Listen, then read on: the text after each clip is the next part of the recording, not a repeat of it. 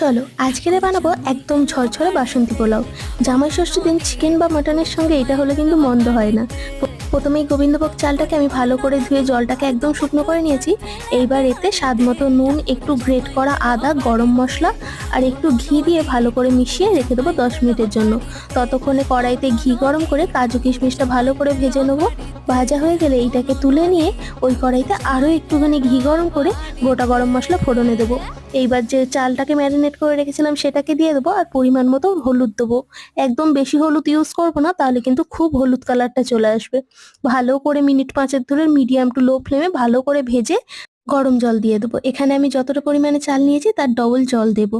এইবারে 7 মিনিটের জন্য কুক করে নেবো লো টু মিডিয়াম ফ্লেমে। তারপরে ঢাকাটা খুলে ওপর থেকে কাজু কিশমিশ, পরিমাণ মতো চিনি আর ঘি দিয়ে মিশিয়ে রেখে দিলেই তৈরি আমাদের গরম গরম বাসন্তী পোলাও। তাহলে একবার হলেও বানাবেন আর জানাবেন কেমন লাগলো।